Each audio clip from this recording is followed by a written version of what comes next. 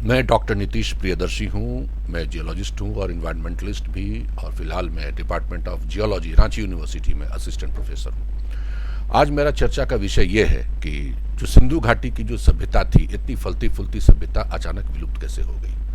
तो अब वैज्ञानिकों का ये मानना है, कारण ऐतिहासिक भी हैं, बहुत सारे कारण हैं, लेकिन वैज्ञानिकों का भी ये मानना है कि प्रकृति का कहर, पर्यावरण असंतुलन के चलते ये सभ्यता तो विलुप्त नहीं हो गई।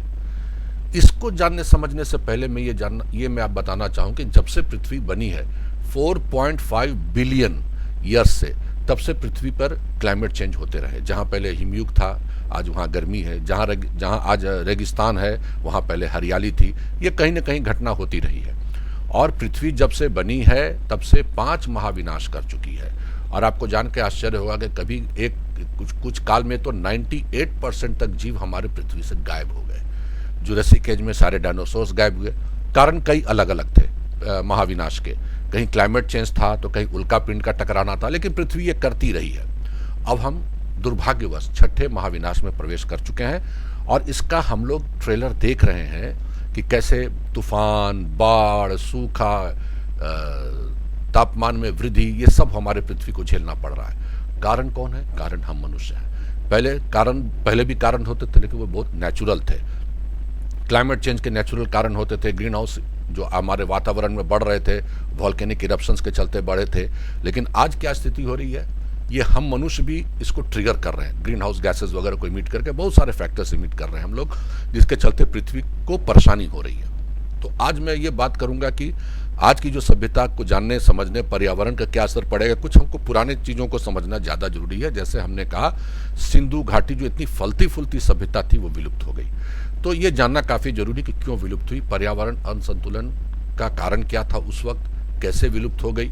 और सबसे बड़ी चीज़ क्या है कि ये जानना इसलिए ज़रूरी है कि आने वाले समय में हमको ये समझना है कि हम अपने को कैसे बचाएं इस पृथ्वी को, कि और कोई आपके अगल बगल पृथ्वी नहीं है।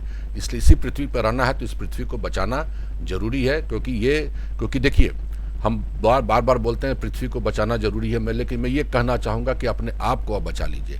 पृथ्वी 4.5 बिलियन ईयर से यही है। हमें अपने को बचाना, तो हम अपने को कैसे बचाएंगे, इसके लिए जानना जरूरी है कि हमारे पूर्व में क्या क्या घटनाएं हुई जिससे पर्यावरण असंतुलन हुआ। तो आइए कुछ हम सिंधु घाटी की विलुप्त सभ्यता के बारे में कुछ जानने की कोशिश करते हैं।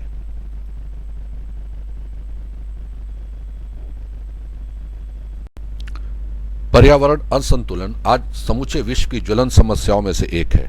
वस्तुतः करोड़ों वर्ष पूर्व पृथ्वी पर उत्पन्न हुआ जीवन आज पर्यावरण प्रदूषण एवं असंतुलन के कारण विनाश के कगार पर है।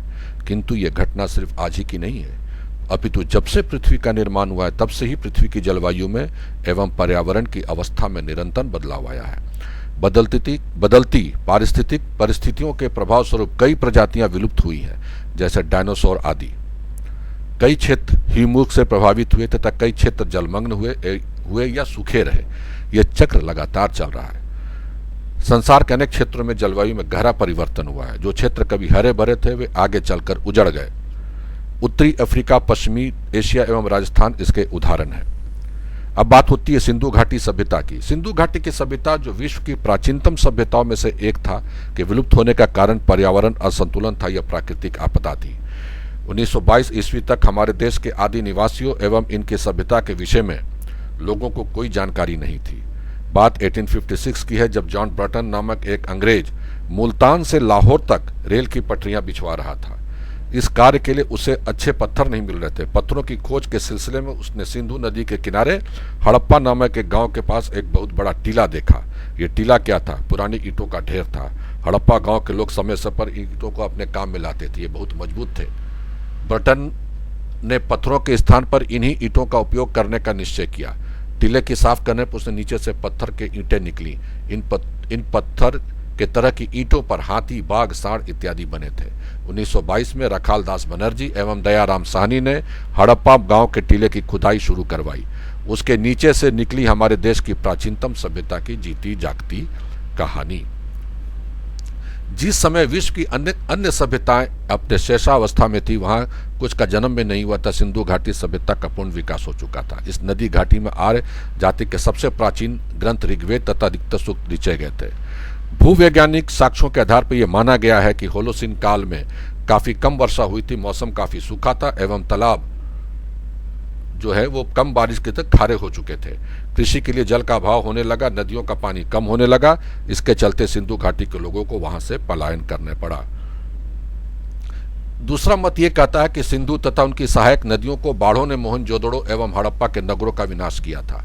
कुछ समय पहले सिंधु के निचले भागों में भूवैज्ञानिक सर्वेक्षण किए गए। उसमें से एक आश्चर्य तथ्य सामने आया कि सिंधु घाटी के वर्तमान तल से 21 मीटर की ऊंचाई पर नदी के रेत एवं टीले मिले हैं। इससे स्पष्ट होता है कि सिंधु को बाढ़ों से और मोहनजोदड़ो को भी बाढ़ों से काफी विनाश हुआ और यह समुद्र के ज्वार भाटा से भी विनाश हुआ है। तीसरा मत भूकंप के रूप में उभर के आता है। सिंधु घाटी की खुदाई से पुरुषों, स्त्रियों एवं बच्चों की हड्डियों के सीढ़ियों तथा कुओं मिलने से ऐसा प्रतीत होता है कि यहाँ भयानक भूकंप आया था।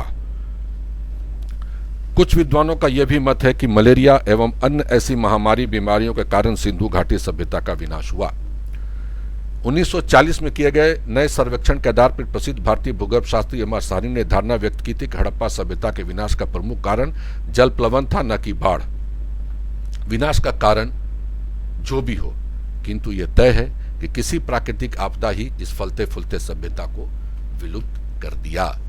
और सबसे बड़ी चीज क्या है कि बहुत सारे शोध आज भी वहां चल रहे हैं और ये जानने की कोशिश की जा रही है कि इसके जो सिंधु घाटी इतनी फलती फूलती जो सभ्यता थी अचानक विलुप्त कैसे हो गई, पर्यावरण असंतुलन कैसे हुआ, क्या कारण थे और जो भूकंप आए उससे क्या क्या वहाँ घाट जो आपदा हुई उसका क्या प्रभाव पड़ा इत्यादि।